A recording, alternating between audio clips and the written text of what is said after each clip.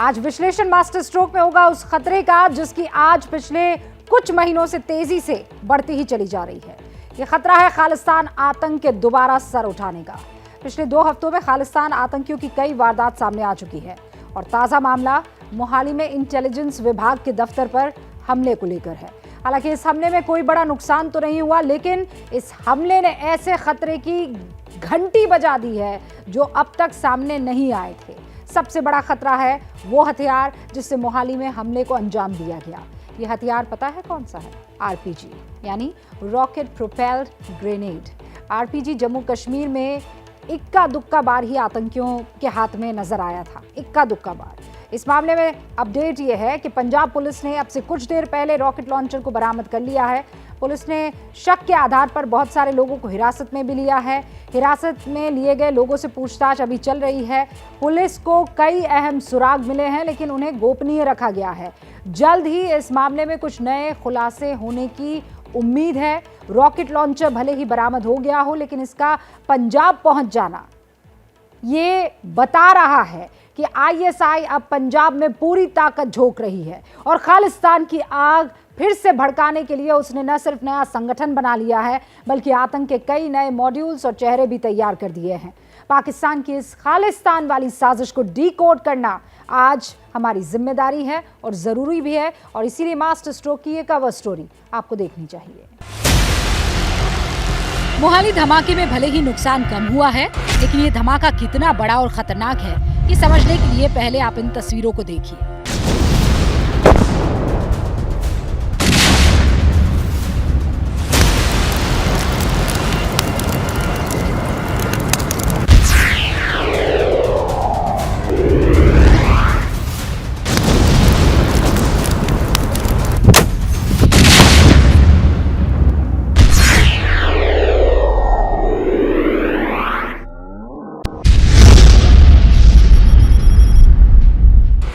इन तस्वीरों में आपने जिस घातक हथियार की तबाही देखी, उसी हथियार का इस्तेमाल मोहाली में हमले के लिए किया गया और इसी हथियार के कारण मोहाली के हमले ने सुरक्षा एजेंसियों की नींद उड़ा दी है। क्योंकि हमले में नुकसान भले ही कम हुआ, लेकिन हमला आरपीजी यानी रॉकेट प्रोपेल्ड ग्रेनेड से किया गया और आरपीजी से हमला देश की आंतरिक सुरक्षा के लिहाज से किसी बहुत बड़े खतरे की आहट है। 9 मई, वक्त रात के 7:45। मोहाली का सेक्टर 77 धमाकों की आवाज से दहल उठा। कुछ ही पलों में ये साफ हुआ कि मोहाली के खुफिया विभाग के दफ्तर की दूसरी मंजिल को निशाना बनाकर एक हमला किया गया है, और इस हमले की आंखों देखी बता रहे हैं हमारे संवाददाता सचिन कुमार। इस वक्त हम पंजाब इंटेलिजेंस विंग का जो हेडक्वार्टर है उसके बिल्कुल बाहर खड़े हैं। आपको तस्वीरें दिखा रहे हैं। ये बिल्कुल सामने जो है ये खिड़की दिख रही है, बिल्कुल ये वही खिड़की है जहां पे रॉकेट लॉन्चर के जरिए जो है अटैक जो है किया गया था। आप बिल्कुल क्लोजअप ये तस्वीरें देख सकते हैं कि रात के अंधेरे में ये तस्वीरें जो है साफ नहीं दिखाई दे रही थी। हालांकि इस हमले से बहुत ज्यादा नुकसान नहीं हुआ, लेकिन हमले की जो तस्वीरें सामने आई उन्हें देखकर सुरक्षा एजेंसियों के होश उड़ गए। धमाके के बाद पहुंची फोरेंसिक टीम को मौके पर आरपीजी हमले के पुख्ता सबूत मिले। इन 2 तस्वीरों से आप समझ सकते हैं कि ये आरपीजी का हमला था। खुफिया विभाग की इमारत से मिले विस्फोटक के अवशेष ये बताने के लिए काफी थे कि हमला आरपीजी से हुआ, लेकिन गनीमत रही कि नुकसान ज्यादा नहीं हुआ। पुलिस का मानना है कि विस्फोटक को इमारत के सामने सड़क या मैदान से फेंका गया था। यहाँ से दूसरी तरफ जो है आप देख सकते हैं कि ये वाला एरिया जो है ये खाली ग्राउंड जो है, यहाँ ये पार्किंग का जो प्लेस है, इसको जो है बेसिकली पुलिस के जो अधिकारी कर्मचारी हैं इसको पार्किंग प्लेस के तौर पर जो है इस्तेमाल करते हैं। और यहीं से इसी प्लेस से जो है फिलहाल ये माना जा रहा है कि ये ब्लास्ट जो है रॉकेट लॉन्चर के जरिए जो है वो किया गया था। आमतौर पर आरपीजी से हमला काफी बड़ा और भयानक होता है। फोरेंसिक जांच में ये भी साफ हो चुका है कि ग्रेनेड टीएनटी जैसे विस्फोटक से तैयार किया हुआ था, लेकिन इस हमले से ज्यादा नुकसान नहीं हुआ। जो एक्सप्लोजिव इस्तेमाल हुआ है वो टीएनटी लग रहा है। बाकी इसमें जिस तरीके से इंसिडेंट हुआ है शाम के टाइम, उस टाइम कमरे में कोई नहीं था और इम्पैक्ट दीवार पे आया, इसलिए नुकसान कोई नहीं हुआ है। आरपीजी से हमला और टीएनटी जैसे विस्फोटकों का इस्तेमाल ये बताता है कि ये किसी बड़े धमाके की साजिश थी, लेकिन धमाका उतना बड़ा नहीं हुआ और नुकसान भी ज्यादा नहीं हुआ। सवाल ये है, आखिर क्यों? इसकी पहली थ्योरी ये है कि ग्रेनेड पहले खिड़की के एक कंक्रीट वाले हिस्से से टकराया, जिससे असर कम हो गया। ग्रेनेड कैसे टकराया, इसकी जांच की हमारे रिपोर्टर सचिन कुमार ने। यहाँ पे ये जो सामने खिड़की दिख रही है, यहाँ इसका जो सीमेंटेड जो पोर्शन है उसके ऊपर ये रॉकेट लॉन्चर जो है, जिसका जो ग्रेनेड है वो पहले इस सीमेंटेड पोर्शन के ऊपर टकराता है और उसके बाद जो है इस खिड़की को तोड़ के वो रॉकेट लॉन्चर जो है अंदर घुस जाता है।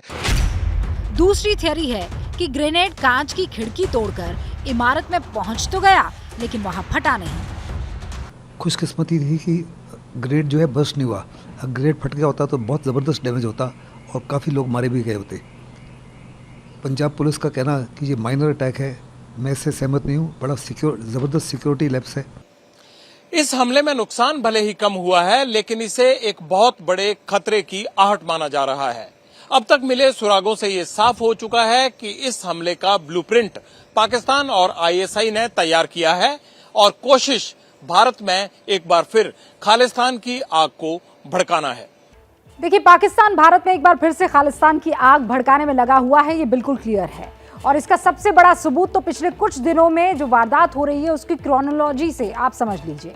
सबसे पहले 29 अप्रैल पटियाला में खालिस्तान स्थापना दिवस मनाने की कोशिश होती है और वहां झड़प होती है। उसके बाद 5 मई को आइए करनाल में बब्बर खालसा के 4 आतंकी विस्फोटक के साथ बाकायदा गिरफ्तार किए जाते हैं और आईईडी के साथ भी उनको गिरफ्तार किया जाता है। 8 मई को आरडीएक्स के साथ 2 लोगों को अरेस्ट किया जाता है और उसके बाद 7 मई को कांगड़ा में हिमाचल प्रदेश विधानसभा के गेट पर खालिस्तानी झंडे लगाए जाते हैं। 7 मई को ये सब कुछ होता है। सिर्फ वारदात की क्रोनोलॉजी ही आईएसआई के ऑपरेशन खालिस्तान के एक्टिव होने का इशारा नहीं कर रही है, बल्कि एबीपी न्यूज को कुछ खुफिया इनपुट्स भी मिले हैं जो इसकी तस्दीक कर रहे हैं। एबीपी न्यूज को मिले इन खुफिया दस्तावेजों से पाकिस्तान के ऑपरेशन खालिस्तान की पूरी तस्वीर साफ हो जाती है। इन खुफिया दस्तावेजों के मुताबिक ऑपरेशन खालिस्तान के लिए आईएसआई बड़े स्तर पर तैयारी कर रही है। खुफिया इनपुट के मुताबिक आईएसआई पंजाब में आतंक फैलाने के लिए नया संगठन तैयार कर रही है। नाम है लश्कर-ए खालसा। इस संगठन में शामिल युवाओं को अफगान लड़ाके ट्रेनिंग दे रहे हैं जो आरपीजी चलाने में एक्सपर्ट होते हैं। इसके साथ ही अमर खालिस्तानी के नाम से फेसबुक और दूसरे सोशल मीडिया प्लेटफॉर्म्स पर अकाउंट बनाए गए हैं। इन अकाउंट्स के जरिए युवाओं को खालिस्तान के नाम पर भड़काकर आतंक की दुनिया में शामिल करने की कोशिश हो रही है। आईएसआई की कोशिश अब कश्मीर और पंजाब दोनों में आतंक की आग भड़काने की है। खुफिया सूत्रों के मुताबिक इस संगठन में पाकिस्तानी खुफिया एजेंसी आईएसआई पंजाब, हरियाणा और कश्मीर के स्थानीय गैंगस्टरों और अपराधियों को शामिल कर रही है, जिससे आतंकी घटनाओं को अंजाम दिया जा सके। सूत्रों के अनुसार गत दिवस मोहाली इंटेलिजेंस ऑफिस में हुए धमाके में भी स्थानीय गैंगस्टरों का हाथ मिला है, जिन्हें पकड़ने के लिए छापेमारी की जा रही है। लश्कर-ए खालसा की साजिश को अंजाम देने के लिए आईएसआई कई देशों में खालिस्तान समर्थकों को जोड़ रही है और कई पुराने चेहरों को फिर से एक्टिव किया जा रहा है। देखिए, आईएसआई कई दशकों से पाकिस्तान में खालिस्तान समर्थकों को पाल पोस रही है और खुफिया इनपुट ये बता रहा है कि अब आईएसआई ने उन्हें एक्टिव कर दिया है। कौन है वो चेहरे, मैं आपको सिलसिलेवार तरीके से बताना शुरू करती हूँ। पहला चेहरा नोट कर लीजिए, गोपाल सिंह चावला इसका नाम है। ये पाकिस्तान गुरुद्वारा प्रबंधन कमेटी का सचिव है और कहा जाता है कि ये बहुत नजदीकी हाफिज सईद का खालिस्तान समर्थक तो है ही। अब दूसरा नाम आप देख लीजिए, हरविंदर सिंह रिंदा जो है वो दूसरा नाम है। उस शख्स के बारे में अगर मैं आपको बताऊं तो ये खालिस्तान समर्थक है ही, लेकिन इस वक्त लाहौर में आईएसआई का सेफ हाउस इसका ठिकाना बना हुआ है और हाल में जितनी भी वारदात हुई है ये सबसे ज्यादा एक्टिव रहा है। लुधियाना कोर्ट धमाका, करनाल वाली साजिश, उसका मास्टरमाइंड है हरविंदर सिंह रिंदा और उसके बाद अब तीसरा नाम आता है एक और खालिस्तानी आतंक के बड़े चेहरे का, जिसका नाम है वाधवा सिंह बब्बर। ये है वाधवा सिंह बब्बर। चेहरा बहुत साफ नहीं, तस्वीर जो आखिरी उसकी थी वो यही थी। ये पाकिस्तान में ही बेस्ड है। इंटरनेशनल जो बब्बर खालसा इंटरनेशनल है उसका ये प्रमुख है और इसका ठिकाना पाकिस्तान में है। आईएसआई की सरपरस्ती में ये भी है। चौथा नाम जगतार सिंह तारा का आता है। ये जो चौथा नाम है इसको भी देखिए आप, खालिस्तान टाइगर फोर्स का ये चीफ है, प्रमुख कहलाता है ये। और साथ में बताया जाता है कि वाधवा सिंह के बब्बर खालसा इंटरनेशनल से कभी ये जुड़ा हुआ करता था, बड़ा करीबी था। बाद में इसने खालिस्तान टाइगर फोर्स जो है वो शुरू की और भारत पे कई आतंकी वारदात का ये मास्टरमाइंड रहा है। पांचवा नाम आप देखिए, गुरपतवंत सिंह पन्नू। पन्नू आतंकी संगठन सिख फॉर जस्टिस SFJ, कई बार ये नाम सुना होगा। ये प्रवक्ता है, इंटरनेट पे खूब छाया रहता है, सोशल मीडिया के जरिए अजीबोगरीब धमकियां देता फिरता है, खुद को SFJ का लीगल एडवाइजर भी कहता है और इसमें मोहाली हमले की जिम्मेदारी लेते हुए हिमाचल प्रदेश में भी हमले की धमकी दी है। अमेरिका की नागरिकता इस शख्स ने ले रखी है। गुरपतवंत सिंह पन्नू इसका नाम है। हालांकि जांच एजेंसियां मोहाली हमले के पीछे हरविंदर सिंह रिंदा का हाथ मान रही है, जो पिछले कुछ महीनों से पंजाब में लगातार आतंकी वारदात को अंजाम दे रहा है। लेकिन अब आतंकियों के हाथ में RPG आना, आप समझ रहे हैं, बेहद खतरनाक है। और अगर नहीं तो इस रिपोर्ट से समझिए क्यों ऐसा हम कह रहे हैं।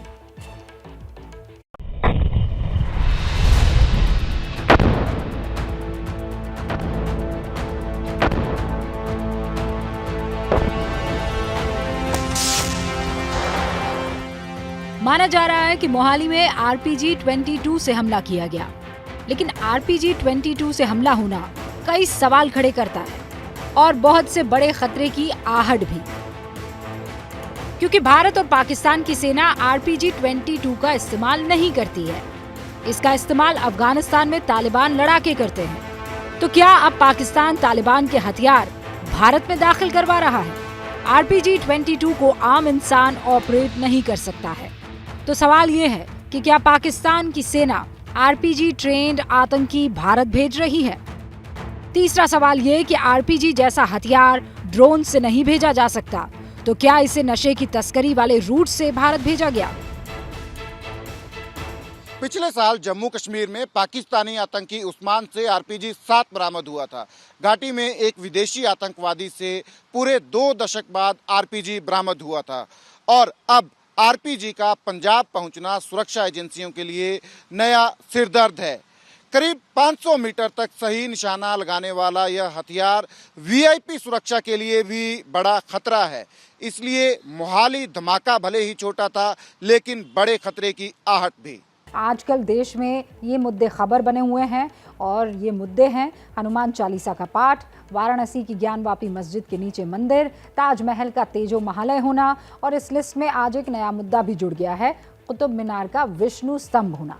समाज के एक वर्ग के लिए ये बड़े मुद्दे हो सकते हैं, लेकिन क्या ये ज़रूरी मुद्दे हैं या फिर देश के ज़रूरी मुद्दे के तौर पर रुपए का गिरना, बेरोजगारी, महंगाई और अर्थव्यवस्था को भी देखा जाना चाहिए? क्योंकि एक बहुत पुरानी कहावत है, भूखे पेट भजन नहीं होए गोपाला। और इसीलिए आज हम ये सवाल पूछ रहे हैं कि क्या धार्मिक मुद्दों की आड़ में देश के असली मुद्दे जो हैं वो कहीं ना कहीं दब रहे हैं? मास्टर स्ट्रोक की अगली रिपोर्ट इसी पर आधारित है।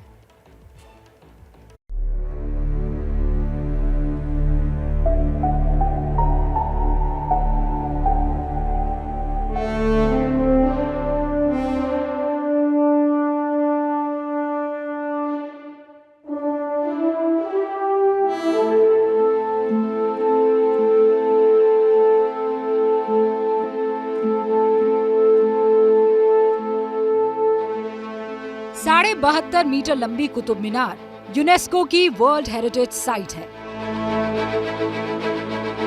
करीब 800 साल पुरानी ये इमारत भारत का गौरव है, लेकिन अब ये दावा किया जा रहा है कि ये कुतुब मीनार नहीं, विष्णु स्तंभ है।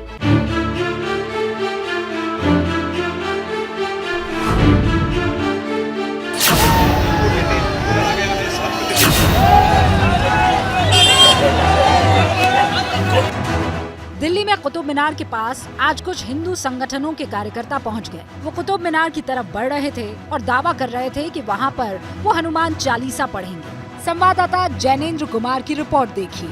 आप कुतुब मीनार देख सकते हैं, दिल्ली के मेहरौली में स्थित है।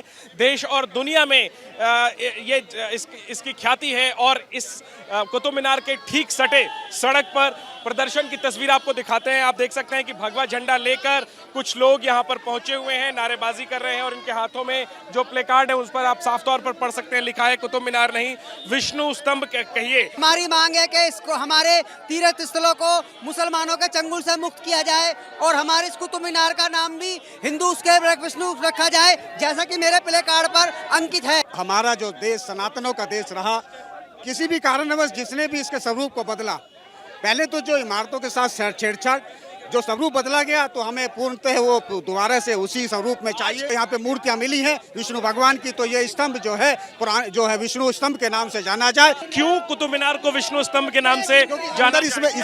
इसमें साक्ष्य है, अंदर इसमें हाईकोर्ट साकेत का वो है, इसके अंदर साक्ष्य मिले हैं। आज कुतुब मीनार के इतिहास पर सवाल उठे, कल यही सवाल ताजमहल के इतिहास पर भी उठे थे।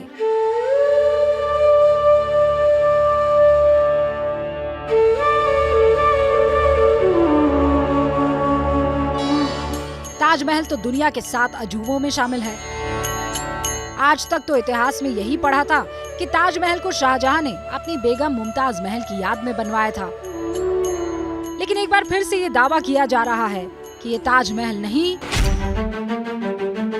बल्कि एक शिव मंदिर तेजो महालय है। इलाहाबाद हाई कोर्ट की लखनऊ बेंच में एक याचिका दायर हुई है, जिसमें ताजमहल के तहखाने के 22 दरवाजे खोलने की मांग की गई है। याचिकाकर्ता का कहना है कि ताजमहल को लेकर सस्पेंस बरकरार है। ये साफ होना चाहिए कि वहाँ शिव मंदिर है या मकबरा। अगर बंद दरवाजे खुलेंगे तो ये विवाद हमेशा के लिए खत्म हो जाएगा। ताजमहल के बंद दरवाजे खोलने पर हाईकोर्ट की तरफ से अभी कोई फैसला नहीं हुआ है। पिछले दिनों यही सवाल वाराणसी के ज्ञानवापी मस्जिद को लेकर भी उठाए गए। दावा है कि ये मस्जिद हिंदुओं की जमीन पर है और मस्जिद के नीचे शिवलिंग मौजूद है। वाराणसी में काशी विश्वनाथ मंदिर कॉरिडोर से सटी हुई है ज्ञानवापी मस्जिद। कोर्ट में 5 महिलाओं ने श्रृंगार गौरी मंदिर में रोज पूजा अर्चना की मांग की थी। वो मंदिर जो मस्जिद की दीवार से सटा हुआ है। कोर्ट में वीडियोग्राफी के आदेश दिए गए हैं। सर्वे शुरू भी हुआ, लेकिन मुस्लिम पक्ष के कमिश्नर बदले जाने की मांग को लेकर सर्वे रुका हुआ है। पर सवाल ये है कि क्या देश के असली मुद्दे यही हैं? क्या धार्मिक मुद्दों की आड़ में देश के असली मुद्दे छुपाए जा रहे हैं? सवाल इसलिए भी उठ रहे हैं क्योंकि देश के आर्थिक हालात इस वक्त ठीक नहीं हैं। डॉलर के मुकाबले रुपया सबसे निचले स्तर पर है। पिछले 7 महीने से महंगाई दर बढ़ रही है। देश के विदेशी मुद्रा भंडार में रिकॉर्ड कमी आई है। बेरोजगारी दर में भी इजाफा हुआ है। सबसे पहले रुपए की बात करते हैं। कल डॉलर के मुकाबले रुपए की कीमत रिकॉर्ड 77 रुपए 41 पैसे तक पहुंच गई। अब ये समझिए कि इसका आम आदमी पर क्या असर होगा। पहला बड़ा असर तो ये होगा कि तेल का आयात महंगा हो जाएगा। विदेशों से आने वाला सामान महंगा हो जाएगा। विदेशों में शिक्षा हासिल करना महंगा होगा। इसके अलावा महंगाई की मार भी लगातार पड़ रही है। पिछले 7 महीने से लगातार महंगाई दर बढ़ती चली जा रही है। सितंबर 2021 में जो महंगाई दर 4.35 थी, वो अब बढ़कर 6.95 हो गई है। इस तरह से देश के विदेशी मुद्रा भंडार में भी भारी कमी दर्ज की गई है।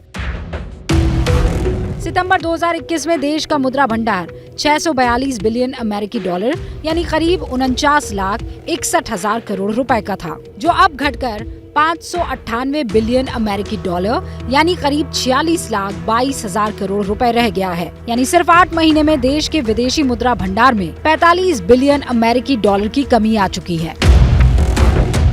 इस तरह से मई 2022 में देश की बेरोजगारी दर 7.8% हो गई है। इसीलिए तो हम ये कह रहे हैं कि अगर देश की अर्थव्यवस्था ही ठीक नहीं रहेगी तो फिर हम आगे कैसे बढ़ेंगे।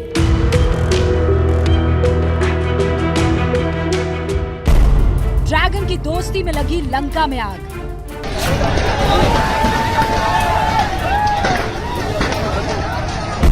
कुबेर की नगरी में कंगाली से मचा बवाल।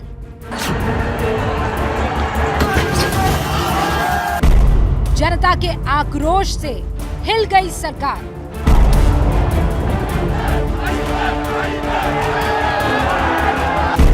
चीनी कर्ज लेकर बुलाई थी कंगाली।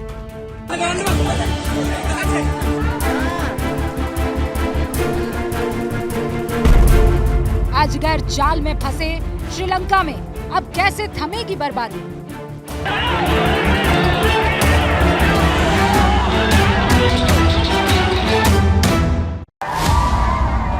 चीनी कर्ज के जाल में फंस गया है श्रीलंका। जनता का पेट खाली है, जेब खाली है और गुस्सा 7वें आसमान पर है।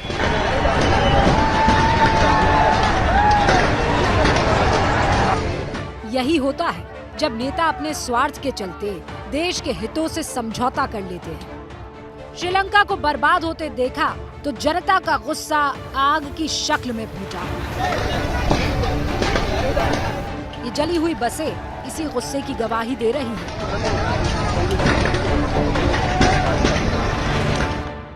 यह हाल तब है जब पूरे श्रीलंका में कर्फ्यू लगा हुआ है, लेकिन इससे सड़कों पर उतरे प्रदर्शनकारियों को कोई फर्क नहीं पड़ रहा। नतीजा, सत्ता पक्ष के नेताओं को जान बचाकर भागना पड़ रहा है। पूर्व पीएम महिंदा राजपक्षे और उनके परिवार को तो नेवल बेस पर पहुंचकर जान बचानी पड़ी। राष्ट्रपति गोटाबाया के दफ्तर के बाहर हंगामा होता रहा।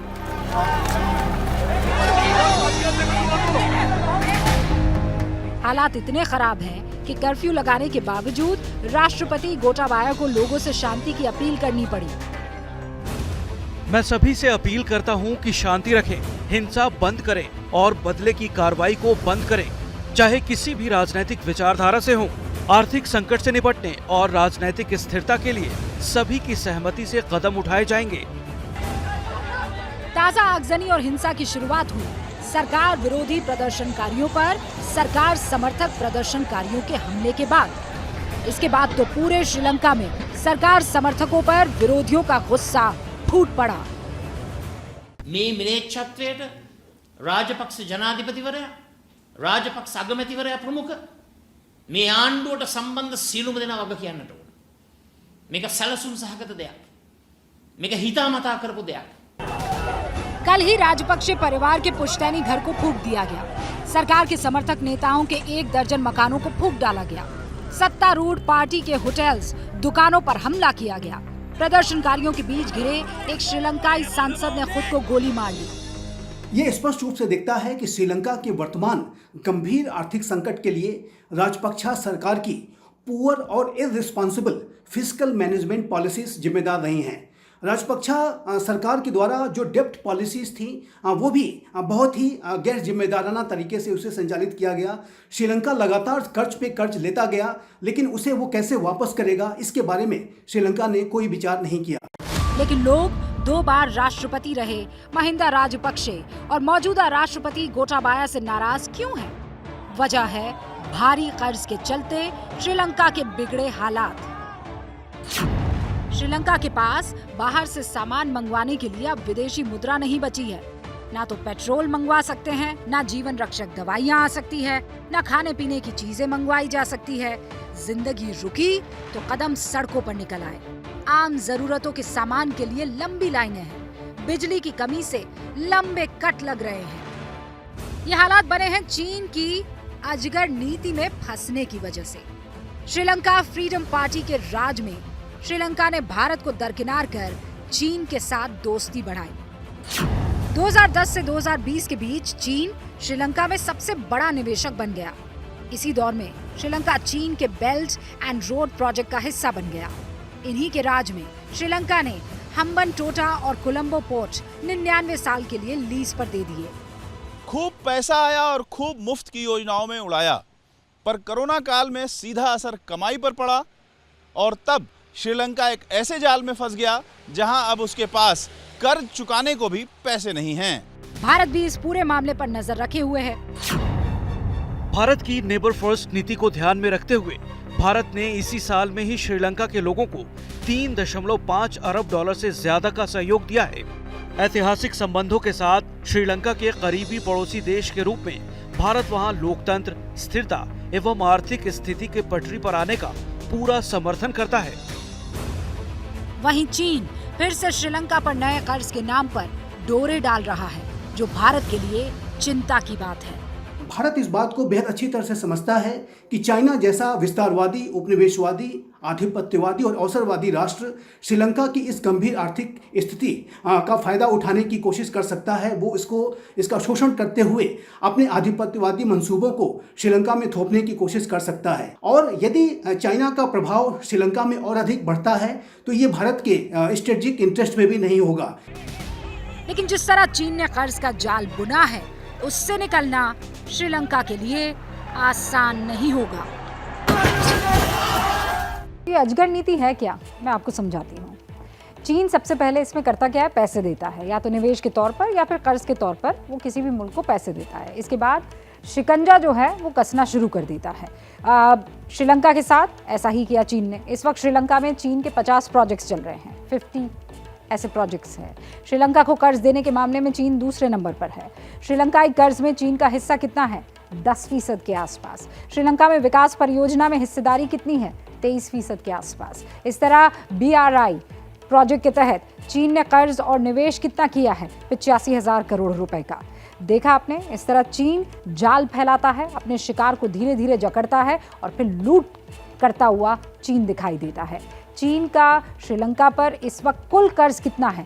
3,95,000 करोड़ रुपए। 3,95,000 करोड़ रुपए। इसमें से श्रीलंका को इस साल 50,000 करोड़ रुपए चुकाने हैं। 5 साल में कुल 1,94,000 करोड़ रुपए श्रीलंका को चीन को वापस देने हैं। इतना ही नहीं, अगर श्रीलंका ने BRI पर काम रोक दिया तो पेनल्टी अलग से देनी पड़ जाएगी। अगर कर्ज नहीं चुका पाया तो श्रीलंकाई प्रोजेक्ट्स पर चीन का कब्जा हो जाएगा। इसे कहते हैं अजगर नीति। चीन श्रीलंका को मजबूर कर अपनी शर्तें मनवाएगा, लेकिन चीन ये बहुत अच्छे से जानता है कि उसकी हरकतों से जनता में गुस्सा भड़क रहा है और इसी वजह से उसने श्रीलंका में रहने वाले अपने नागरिकों को सुरक्षा बढ़ाने का निर्देश दे दिया है। श्रीलंका में जनता के आक्रोश के बाद प्रधानमंत्री महिंदा राजपक्षे को इस्तीफा देना पड़ गया। अभी प्रदर्शनकारी राष्ट्रपति गोटाबाया राजपक्षे का इस्तीफा चाहते हैं। राष्ट्रपति गोटाबाया धर्म की शरण में बचने का रास्ता इस बीच खोज रहे हैं। समझिए कनेक्शन।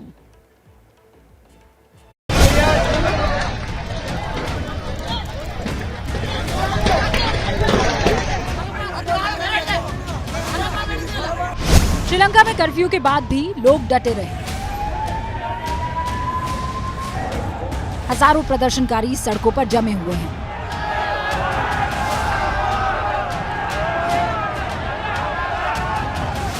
कहीं पर हंगामा हो रहा है, कहीं पर आगजनी। दरअसल जनता सरकार से नाराज है। प्रदर्शनकारी राष्ट्रपति गोटाबाया राजपक्षे की बातों पर यकीन नहीं कर रहे हैं और यही वजह है कि गोटाबाया को धर्म की शरण लेनी पड़ रही है।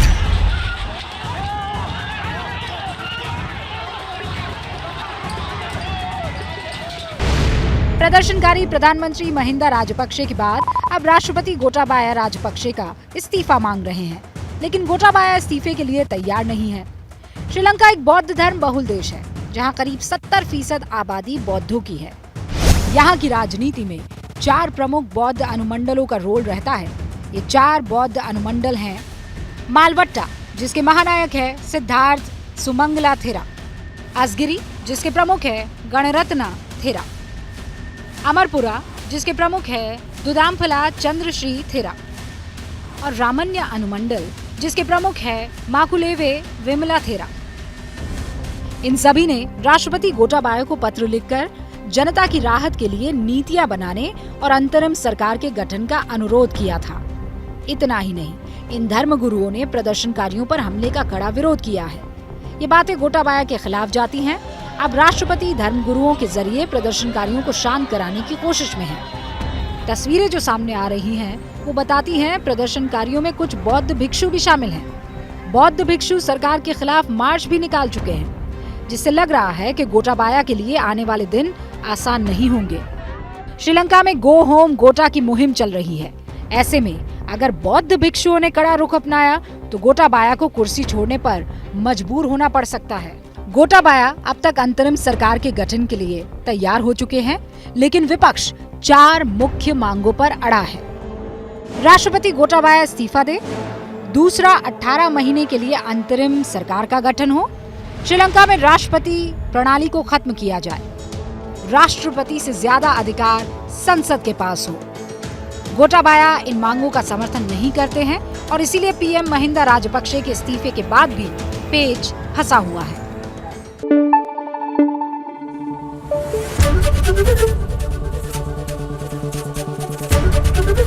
एबीपी न्यूज आपको रखे आगे।